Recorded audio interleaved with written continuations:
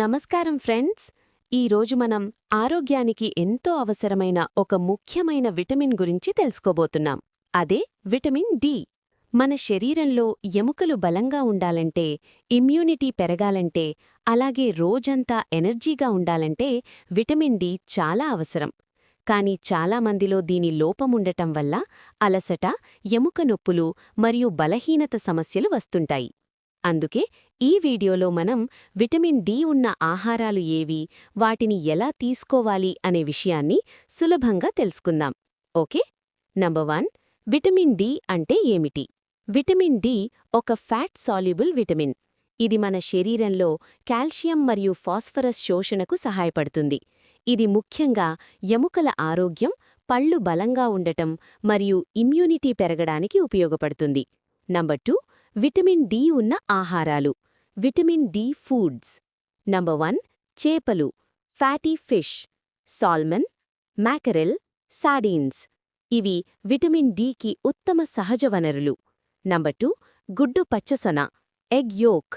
గుడ్డులోని పచ్చసొనలో vitamin D ఉంటుంది. రోజుకు 1-2 గుడ్లు తీసుకోవడం మంచిది. నంబర్ 3, పాలు, పాల ఉత్పత్తులు, పాలు, పెరుగు, చీజ్.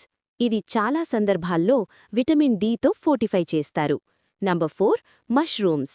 సూర్యరశ్మిలో పెరిగిన మష్రూమ్స్లో విటమిన్ డి ఉంటుంది. వెజిటేరియన్స్కి మంచి ఆప్షన్. నంబర్ 5, బటర్ మరియు fortified foods. Butter, breakfast cereals, orange juice fortified. ఇవి కూడా విటమిన్ డి అందిస్తాయి. నంబర్ 6, సూర్యరశ్మి, న్యాచురల్ సోర్స్. ఇది ఆహారం కాకపోయినా అత్యంత ముఖ్యమైన వనరు.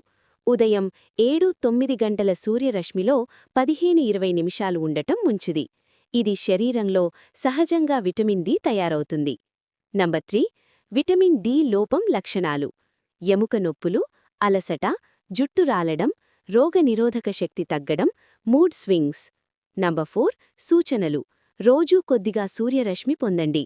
విటమిన్ డి రిచ్ ఫుడ్స్ డైట్లో చేర్చండి. అవసరమైతే డాక్టర్ సలహాతో సప్లిమెంట్స్ తీసుకోండి. ఇంతవరకు మనం విటమిన్ డి అంటే ఏమిటి, దాని ముఖ్యత మరియు విటమిన్ డి ఉన్న ఆహారాలు గురించి తెలుసుకున్నాం. ఈ ఆహారాలను మీ రోజువారీ డైట్లో చేర్చుకోవడం ద్వారా ఎముకలు బలంగా ఉండి ఇమ్యూనిటీ పెరిగి ఆరోగ్యం మెరుగవుతుంది.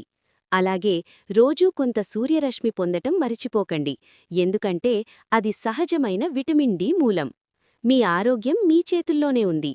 చిన్న మార్పులతో పెద్ద ఫలితాలు సాధించవచ్చు. ధన్యవాదాలు. మళ్ళీ మరో మంచి ఆరోగ్య సమాచారంతో కలుద్దాం.